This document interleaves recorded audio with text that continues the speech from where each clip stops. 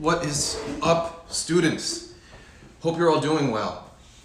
Today is Wednesday, March 25th, 2020, and I want to talk first about attendance and how I'm going to be taking attendance. So pay attention because attendance is going to count.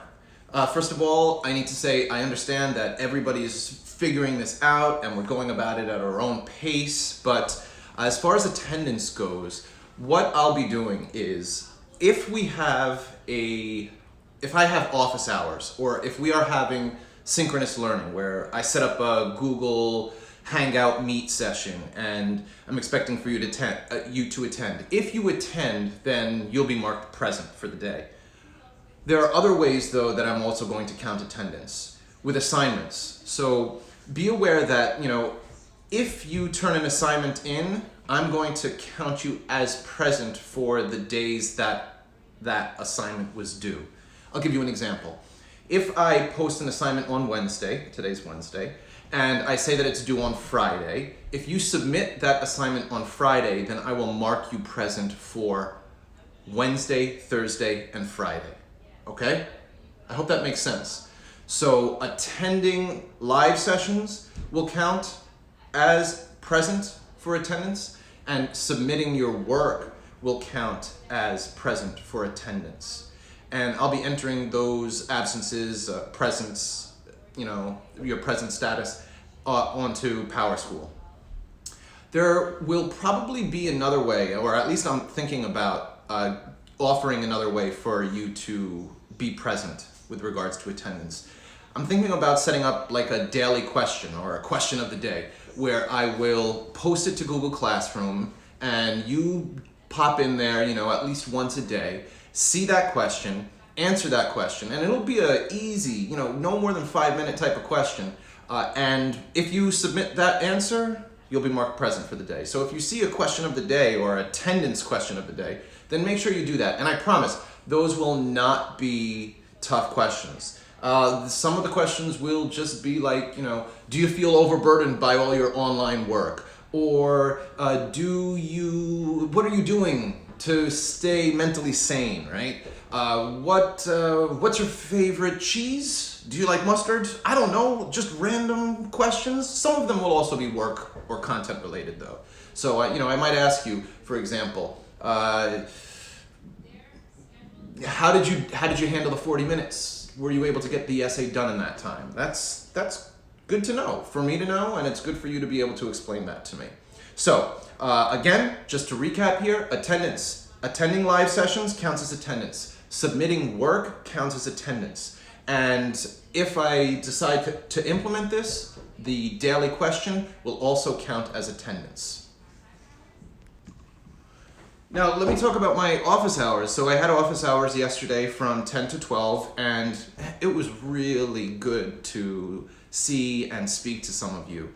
And, I don't know if you're feeling this, but I'm definitely missing seeing all of you on a daily basis. And these online, chat sessions or video conference sessions, it's just a way for us to kind of check in, on each other, maybe chat a little bit. If you have specific questions, it's great. It's great to hear you ask them and I can address them right there. But for the most part, at least for me, it was a little bit, I gotta say, it was therapeutic to be able to talk to some of both my AP language students and my public speaking students. I miss being with you, interacting with you, and to kind of just have that, to replicate that, even if it's in my kitchen through a computer. It was nice. So I encourage you, even if you're just gonna pop in for 5 minutes, come into those sessions. It'll count as attendance and it'll be great. It'll be great just to hear your voice and to maybe even see you. And I get to say hi, right? That's always a nice thing. So, hey, I'll be there. As of now, I'm setting up, again, Tuesdays and Thursdays from 10 a.m. till noon, right? First hour from 10 to 11 is primarily for AP Lang students. Second hour is for my public speaking students. But if you can't make it according to that block of time, then you could pop into either session. It doesn't matter. Just know that if you're an AP Lang student going in after 11, the discussion that's probably taking place is going to be primarily about public speaking, but that's fine. And if I'll find a way to get to you. So, don't worry about that. It's also a great way for just to get feedback on your work. So, if you have ideas, you could shoot them at me and I could give you my responses. Come on in, all right? All right, so let's talk about what you should have done so far for my course. First of all, I hope that you're finding my videos helpful. You should have watched them by now. In particular, you should have watched my video on annotating and planning the Banneker rhetorical analysis essay. That one, if you want to watch it again, you can. If you want to watch it again in, slowed down speed, you can, and I'll sound funny. If you want to watch it again and watch it in speed up speed, I'll sound funny. And if you want to watch it again in regular speed, I'll sound funny, right? But just make sure that you've watched those videos. Aside from that, you should have also written your essay, and you should be submitting that. Please make sure that you submit a handwritten. It needs to be handwritten. If you want to know why I'm going to be such a stickler about it being handwritten, because when it comes to the AP exam, you have to write your essays by hand. So I'm making you do it in the same way. So handwrite your essays in pen, no pencil. Please pen only. Make sure that it's none of these, fluorescent neon pink, orange colors that some of you like to use. No glitter ink, none of that. Let's keep it standard. Blue, black, or blue, black ink only, all right? It needs to be legible for me, and it needs to be as formal as possible. So you should have submitted your Benjamin Banneker essay. That, for the most part, I walked you through that one. Eventually, I'm just gonna throw another passage at you, and you're gonna have to do that one all on your own. You're gonna have to replicate what I taught you how to do all on your own in a condensed period of time. So eventually that's coming up. But before we get to that, I want us to take a look at some sample essays. And that's what this video is primarily about. We're not going to do it yet, but I want to explain the upcoming assignment that I will have posted to my Google Classroom. It's pretty simple and straightforward, and you know the drill. You've done this before. I'm going to have you read some sample essays. In this case, I'm having you read 3 sample essays, and you will be, considering what score would you give them, and considering, what can I learn from this essay? What's good about it? What's not so good about it? What strategies can I adopt, right? What approaches can I even use, especially if it's an essay that we think is quite good. So I'm going to be attaching 2 documents to my Google Classroom. One document is going to be the sample essays themselves. The other document is the evaluation sheet. I'll be showing you this on the desktop angle in a little bit. I want to make it as clear as possible so that you don't feel lost, that you understand what I'm expecting. So just so you know, the document that has the sample essays, please be aware that the last page of the document actually has the scores. Each essay has been rated, each of the 3 essays. Resist the urge to peek at those until you've thoroughly read the essay and you've thought about what score would you give it. If you were the scorer, if you were the person whose job it was to rate this essay, what score would you give it out of 9 points? And after you've thought about, okay, I would give this essay a 7 or a 7.5, then you could go ahead and drop down to that last page and see what the College Board ended up giving that essay. And also read the explanation, because they're really insightful and it talks about what's good about the essay, what isn't that good about the essay. Now I want you to read all 3 essays, but you're going to be doing a write-up, an evaluation sheet for only the first 2 essays. You don't have to worry about that last one.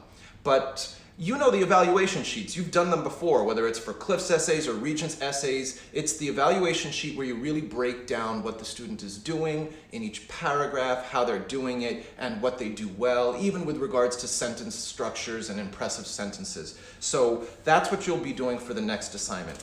I think that makes it pretty much clear. I hope you understand that. But just in case you don't, why don't I just bring you down to my computer and I could show you the post that will be showing up on Google Classroom later today, and I'll walk you through that, okay? All right?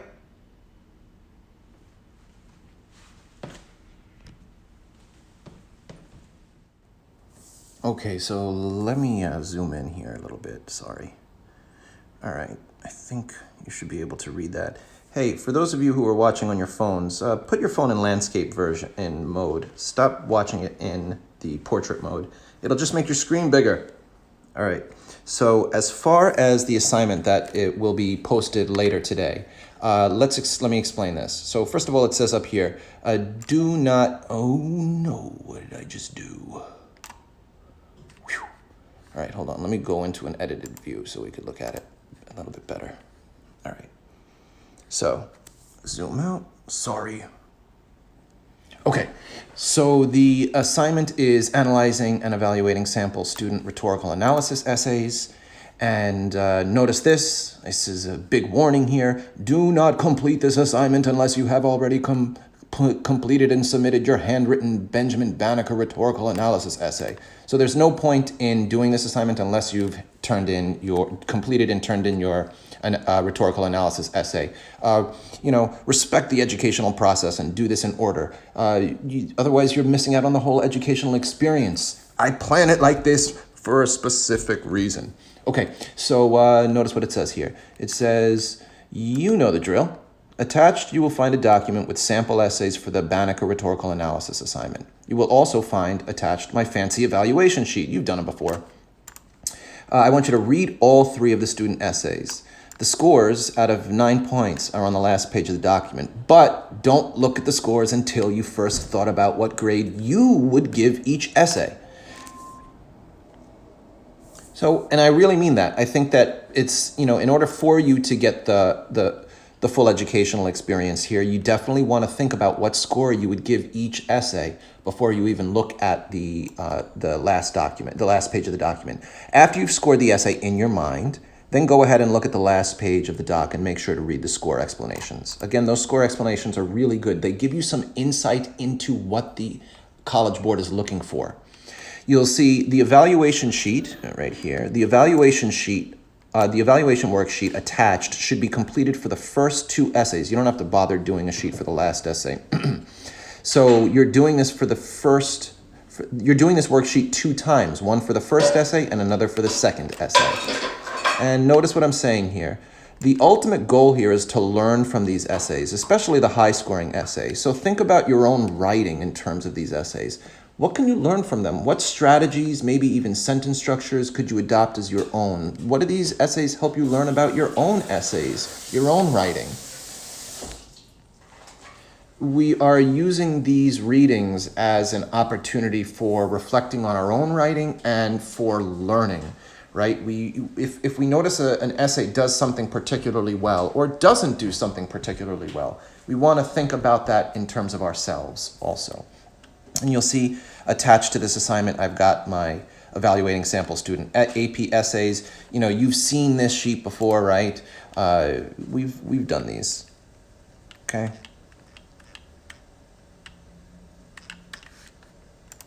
And we've got the actual document that will give us the sample student essays. And we're going to be talking about these in an upcoming lesson in depth. Because I think some of them are really worth going over. And I frankly want to talk to you about them specifically as possible. So, you're going to read these. But before we talk about them, I want you to have read them, thought about them, and written about them. Hope that makes sense. Hope it's clear.